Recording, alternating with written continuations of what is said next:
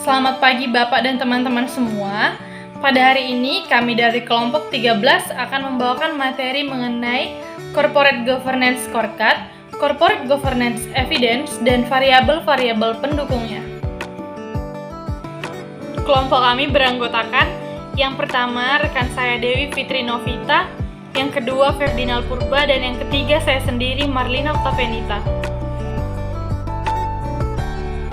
Kelompok kami membagi pokok bahasannya menjadi 3 bagian. Yang pertama, apa itu Corporate Governance Scorecard? Yang kedua, bagaimana implementasi Corporate Governance Evidence di Indonesia? Dan yang terakhir, apa saja variabel pendukung CG Scorecard? Baik, saya akan menjelaskan materi yang pertama, yaitu Corporate Governance Scorecard.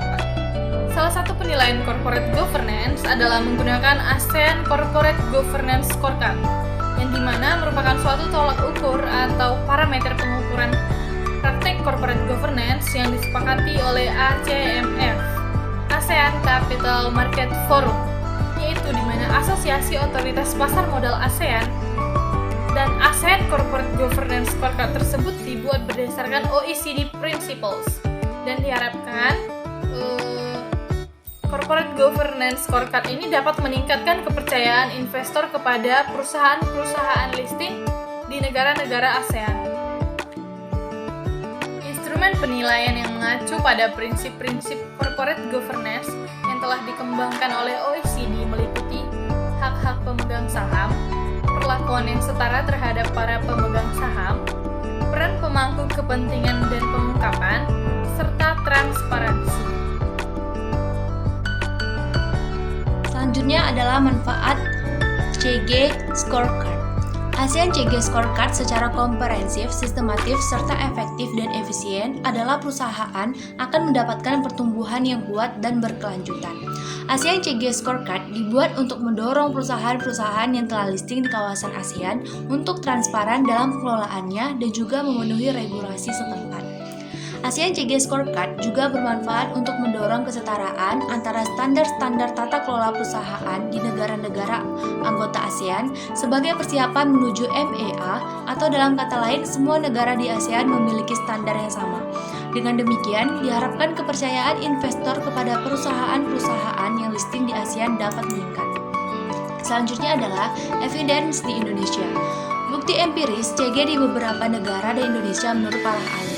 Yang pertama, Black pada tahun 2001 menemukan korelasi yang sangat tinggi dan signifikan antara peringkat CG dan nilai pasar. Yang kedua, Gompers dan lain sebagainya pada tahun 2003 menemukan bukti bahwa perusahaan dengan indeks CG yang lebih baik berkorelasi dengan nilai perusahaan yang lebih tinggi. Yang ketiga, Clapper dan Locke pada tahun 2004 dengan menggunakan data peringkat indeks CG dari 14 negara berkembang, menemukan bukti bahwa indeks CG berkorelasi positif dengan kinerja operasional dan penilaian pasar. Dan yang terakhir adalah Arjah pada tahun 2005, menemukan bukti adanya hubungan positif antara indeks CG dan kinerja akuntansi perusahaan atau ROA, ROE. Namun, tidak menemukan hubungan yang signifikan antara indeks CG dan nilai perusahaan, price to book ratio.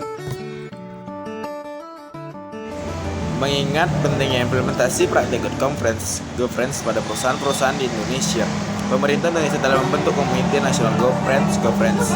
Komite ini bertujuan untuk menyusun Kode for Good Governance sebagai panduan bagi komunitas bisnis di Indonesia. Komite ini juga akan merekomendasikan perbaikan perangkat hukum yang diperlukan untuk menunjang implementasi kode tersebut. Di samping itu, komite ini juga akan membentuk badan baik tetap maupun ad hoc yang menunjang implementasi kode tersebut di Indonesia. Variabel-variabel yang mempengaruhi CG Scorecard. 1. Struktur kepemilikan. Struktur kepemilikan terdiri atas kepemilikan keluarga, kepemilikan institusional, kepemilikan manajerial, kepemilikan asing, kepemilikan pemerintah. Kedua, ukuran perusahaan. Yang ketiga, nilai perusahaan. Sekian hasil presentasi kami. Apabila ada salah kata, kami minta maaf. Terima kasih.